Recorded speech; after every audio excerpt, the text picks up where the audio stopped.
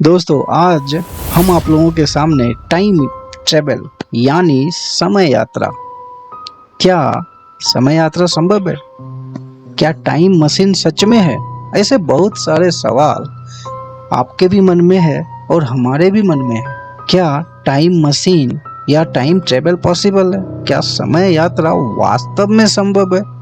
क्योंकि समय यात्रा कहीं ना कहीं हम अपने पौराणिक कथाओं से सुनते आ रहे हैं। जैसे कि यदि आप सुने होंगे कि साधु संत, ऐसे बहुत सारे साधु संत हैं जो आंख बंद कर अतीत और भविष्य में झांक लेते थे।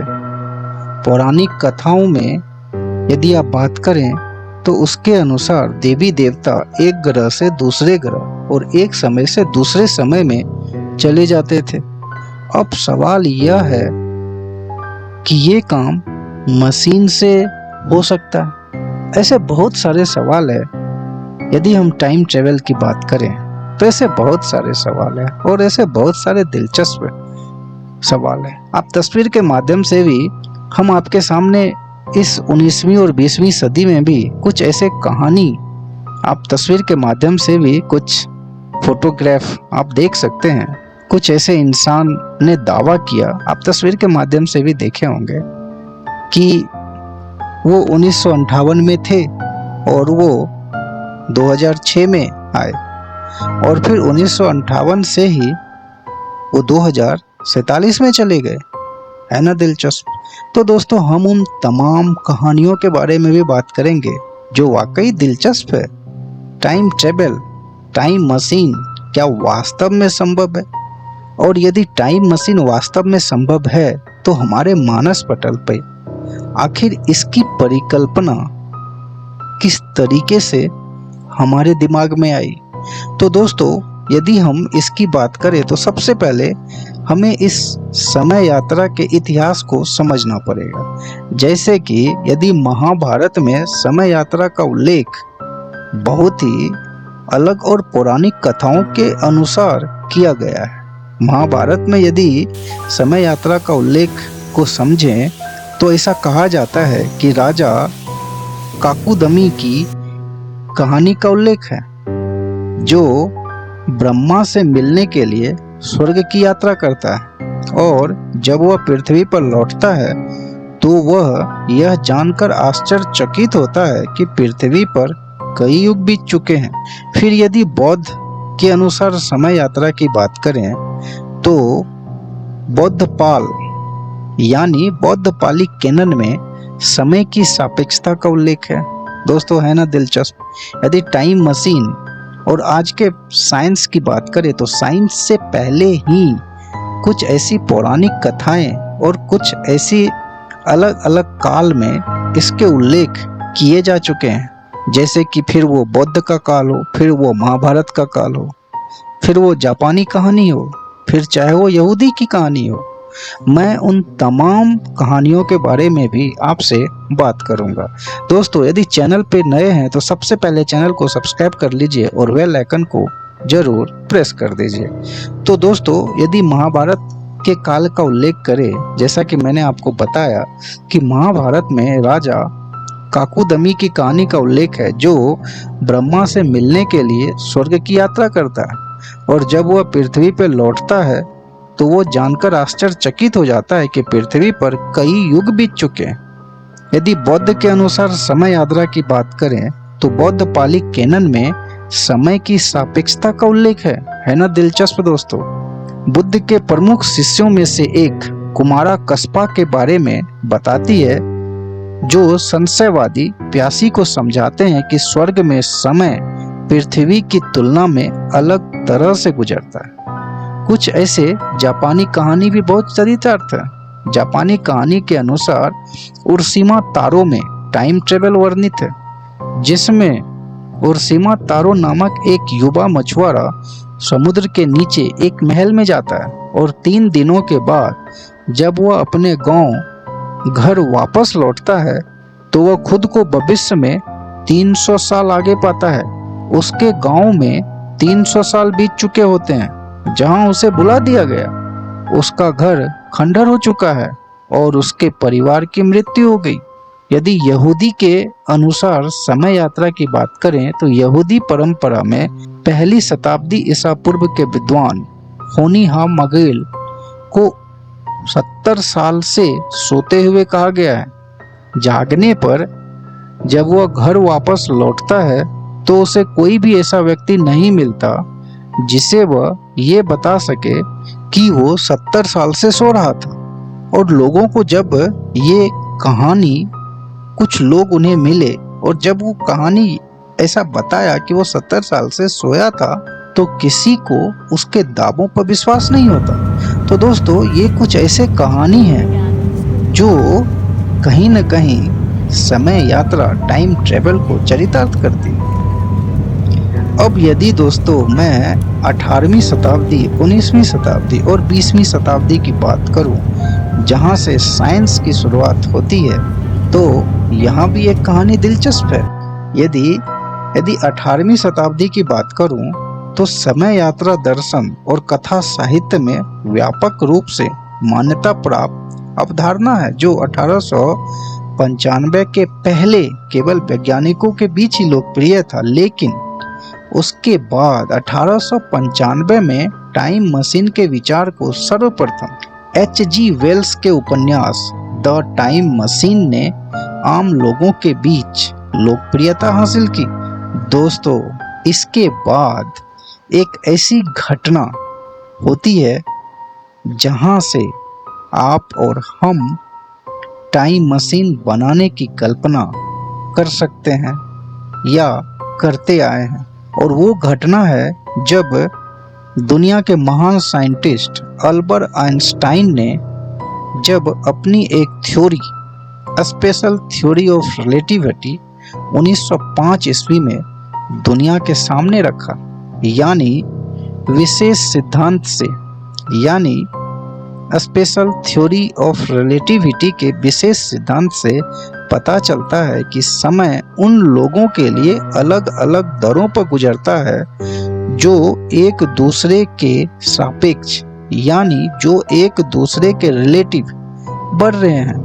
हालांकि प्रभाव केवल तब बड़ा हो जाता है दोस्तों जब आप प्रकाश की गति से यात्रा करते हैं, या दूसरे शब्दों में जनरल थ्योरी ऑफ रिलेटिविटी यानी E बराबर mc स्क्वायर। आप तस्वीर के माध्यम से भी E बराबर mc स्क्वायर और विश्व के महान साइंटिस्ट अल्बर्ट आइंस्टाइन की तस्वीर को देख के समझने का प्रयास कर सकते हैं। यदि general theory of relativity E बराबर mc स्क्वायर की बात करें तो इसको आसान शब्दों में हम इस तरीके से समझ सकते हैं। यदि कोई व्यक्ति अंतरिक्ष यान में प्रकाश की गति से यात्रा करने के बाद पृथ्वी पर वापस लौटता है तो उसके लिए अंतरिक्ष यान पर केवल कुछ साल बीतेंगे, लेकिन पृथ्वी पर कई साल बीत चुके होंगे। ये कहता है जनरल थ्योरी ऑफ रिलेटिविटी, जो दुनिया के पटल पे दोस्तों दुनिया के महान साइंटिस्ट अल्बर्ट आइंस्टाइन 1905 ईस्वी में इसे प्रदर्शित किया। और दोस्तों, हम आप लोगों के सामने एक ऐसी कहानी भी बताएंगे जो वाकई दिलचस्प है, और वो कहानी आप सुनेंगे तो शायद आपको यकीन नहीं होगा, क्योंकि वो कहानी ही है दिलचस्प। तो दोस्तों, यदि टाइम मशीन को लेकर तमाम सवाल लोगों के मन में रहती है, जैसे कि टाइम मशीन को लेकर हमेशा से इन लोगों में जिज्ञासा देखने को मिलती रही है। इसके बारे में फिल्मों और कहानियों में काफी देखने सुनने को मिला है। जैसा कि मैंने आपसे पहले भी कुछ साहित्य की बात की और कुछ ऐसे काल की बात की, महाभारत काल की बात की, बुद्ध के काल की बात की, यहूदी काल की बात की और जापानी काल की बात की। कई कहानियों और फिल्मों में कहीं न कहीं यदि आपके और हमारे दिमाग में ऐसी चीजें आई तो कहीं न कहीं वो काल जिम्मेवार है। कहीं न कहीं उनसे प्रेरणा ले करके हम टाइम मशीन के बारे में सोचने लगे, और फिर उन टाइम मशीन को और भी ज़्यादा बल मिला जब दुनिया के महान वैज्ञानिक अल्बर्ट आइंस्टाइन साहब ने जब अपनी theory, special theory of relativity को 1905 में दुनिया के सामने लाए, और उन्होंने बताया कि एक ऐसा टाइम मशीन जो गति पे आधारित है, और यदि प्रकाश की गति से कोई व्यक्ति ट्रेवल करे या उसके बराबर, उसकी गति के बराबर या प्रकाश की गति से तेज गति से, प्रकाश की गति से भी तेज गति से यात्रा करे तो ये संभव है ना दोस्तों। दिलचस्प। तो दोस्तों ये कहीं ना कहीं टाइम मशीन को लेकर के हमेशा से ही लोगों में एक जिज्ञासा देखने को मिलती रही है। इसके बारे में फिल्मों और कहानियों में काफी देखने सुनने को मिला है। कई कहानियां तो टाइम ट्रेवल से जुड़ी भी सामने आई है, जैसा कि आप फिल्मों में भी देखे होंगे, लेकिन इन कहानियों की कभी पुष्टि नहीं हो सकी। फिर बेशक उन्हें सही साबित करने के लिए किसी ने कितने ही सबूत क्यों न दिए, मगर ऐसा वास्तविक जीवन में कभी संभव नहीं हो पाया। मगर हाँ, फिल्मों के माध्यम से हम इसे समझे भी हैं और फिर ऐसा करने के लिए प्रेरित भी हुए। तो दोस्तों ऐसे ही इस 19वीं शताब्दी और 20वीं शताब्दी की एक महत्वपूर्ण घटना जो मैं आपके सामने बताऊंगा और आप तस्वीर के माध्यम से भी उसे समझने का प्रयास कीजिएगा। जैसे कि साल 2006 की बात है, ध्यान से सुनिएगा दोस्तों, ये साल 2006 की बात है। यूक्रेन में एक शख्स को गिरफ्तार किया गया। ध्यान से सुनिएगा। उसके कपड़े और उसके पास मौजूद सामान देखकर हर कोई हैरान था। अब सवाल उठता है कि हैरान क्यों था, मगर फिर उसने जो दावे किए उनसे दुनिया हिल गई। ध्यान से सुनिएगा मैं क्या कह रहा हूँ। मैं कह रहा हूँ कि साल 2006 में यूक्रेन में एक शख्स को गिरफ्तार किया गया, ठीक है। उसके कपड़े और उसके पास मौजूद सामान देखकर हर कोई हैरान था, मगर फिर उसने जो दावे किए उनसे दुनिया ही हिल गई। एक ऐसी ही कहानी के बारे में आज हम बात करने वाले हैं, जिसके बारे में जानने के बाद लोग हैरानी जताने लगते हैं। दोस्तों, क्या समय यात्रा वास्तव में संभव है? और इसे कहीं न कहीं बल मिलता है कि हाँ, ये संभव हो सकता है। मिरर यूके की रिपोर्ट के अनुसार ये कहानी सर्गेई पोनोमारेको नाम का एक शख्स था। दोस्तों, पोनोमारेको नाम का एक शख्स था जो साल 2006 की बात है। ये शख्स यूक्रेन की राजधानी कीव में अधिकारियों से कहने लगा कि वो साल 1958 से आया है। लोगों को लगा कि ये तो पागल है, यानी साल 2006 में कोई व्यक्ति आता है और ये कहता है कि वो 1958 से आया है, तो कहीं ना कहीं लोग पागल ही बोलेंगे। मगर उसकी बातों को कहीं ना कहीं लोग कुछ हैरानी भरे सबूत जब उन्होंने दिखाए तो कहीं ना कहीं उनको लोग सत्य समझने लगे। जैसे कि 1958 से आया, लोगों को लगा कि ये तो पागल है या फिर झूठ बोल रहा है। मगर दोस्तों, उसने पुराने जमाने के कपड़े पहने हुए थे, गले में पुराने ही जमाने का कैमरा लटकाया हुआ था। वो उसी साल का लग रहा था जिसका वो दावा कर रहा था, यानी 1958 ईस्वी का। इसमें भी सबसे बड़ी हैरानी की बात यह थी कि उसके पास 1950 के दशक का सोवियत संघ का दस्तावेज था। दोस्तों, आप तस्वीर के माध्यम से भी सोवियत संघ के दस्तावेज को आप देख सकते हैं, जिसमें उसकी उम्र 25 साल बताई गई थी। ये सब देखकर लोगों का सिर चकरा गया। मामला आगे और ज्यादा पेचीदा होता गया। क्योंकि पोनोमारेको ने कहा कि उसके कैमरे में कुछ तस्वीर है जो उसने 1950 के दशक में ली थी।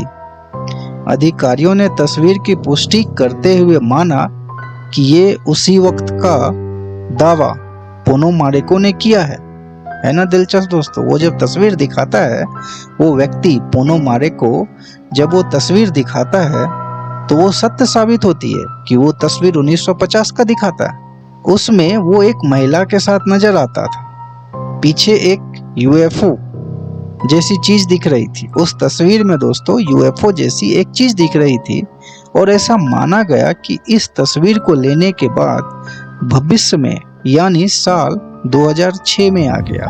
मतलब 1958 में व्यक्ति जब फोटो लेता है यूएफओ का तो वो साल 2006 में आता है और इसी बात की पुष्टि वो करने लगा।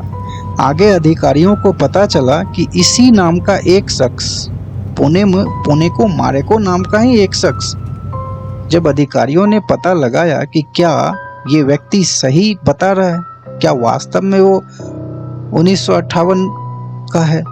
जब वह पता लगाया तो 1958 में लापता हो गया था वो व्यक्ति। उसके साथ खरी महिला की भी जानकारी जुटाई गई। ध्यान से सुनिएगा, आगे अधिकारियों को पता चला कि इसी नाम का एक शख्स, पुणे को मारेको नाम का एक शख्स 1958 में लापता हो गया था। उसके साथ खरी महिला की भी जानकारी जुटाई गई। ये महिला साल 2006 में 70 साल से ज्यादा की हो गई थी। उसने कहा कि तस्वीर में दिख रही महिला वही है। साथ ही बताया कि उसका बॉयफ्रेंड अचानक गायब हो गया था, यानी पुणे मारेको अचानक गायब हो गया था, फिर कुछ दिन बाद लौट आया, मगर फिर 70 के दशक में दोबारा गायब हो गया। दोनों की 2050 के वक्त की, ध्यान से सुनिएगा दोस्तों, अभी हम 2006 और 1958 की बात कर रहे थे। मतलब हम लोग अभी तक जो भी बात कर रहे थे दोस्तों, वो हम 2006 से पहले की बात कर रहे थे, 2006 के पहले की बात कर रहे थे, मगर अब ट्विस्ट आता है 2050 की। 70 के दशक में दोबारा वो व्यक्ति गायब हुआ। दोनों की 2050 के वक्त की, यानी भविष्य में ली गई तस्वीर भी उसके गर्लफ्रेंड के पास थी।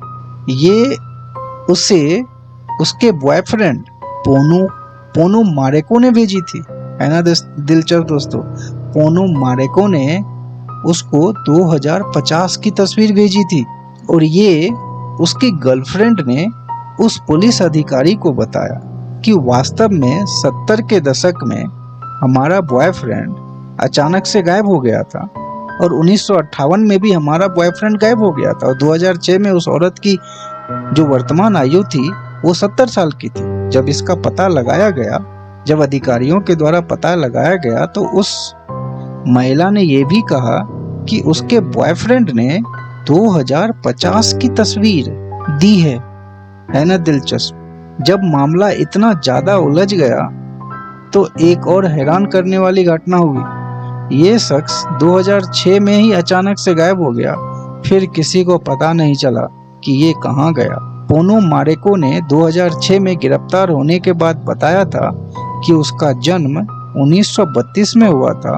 वो, ध्यान से सुनिएगा, वो 1958 में रह रहा था, लेकिन उसे अचानक 2006 में आया और दूसरी बार 2050 में। ऐसा इसीलिए क्योंकि उसने अपनी गर्लफ्रेंड को कीव की 2050 की तस्वीरें भी भेजी थी। तो दोस्तों, है ना ये दिलचस्प। यानी एक ऐसा व्यक्ति जिसका जन्म 1932 में हुए, 1958 में अचानक से वो 2006 में पहुंच गया और वहां 2006 के अधिकारियों को बताया कि वो 1958 से आया है, तो अधिकारी हैरान रह गया और उनके बातों की सत्यता को सत्यापित करने के लिए उन्होंने जब 1958 ईस्वी के कुछ मिसिंग रिपोर्ट के बारे में जानना चाहा तो उसे पता लगा कि वो सही कह रहा है। फिर उसकी गर्लफ्रेंड ने भी उस व्यक्ति की रिपोर्ट लिखाई थी कि 70 के दशक में वो अचानक से गायब हो गया और जो गायब था वो वही व्यक्ति है और उसी व्यक्ति ने 2050 की भी तस्वीर अपनी गर्लफ्रेंड को भेजी थी। तो दोस्तों, कहीं न कहीं ऐसी कहानियों से टाइम ट्रेवल, समय यात्रा को बल मिलता है कि वास्तव में ये संभव है और यदि ये संभव है तो कैसे संभव है, और इसे संभव बनाया आइंस्टाइन की theory, general theory of relativity ने। तो दोस्तों, यदि आप चैनल पे नए हैं तो सबसे पहले चैनल को जरूर सब्सक्राइब कर लीजिए और बेल आइकन को जरूर प्रेस कर दीजिए। तब तक के लिए धन्यवाद दोस्तों। जय हिंद, आपका दिन शुभ हो।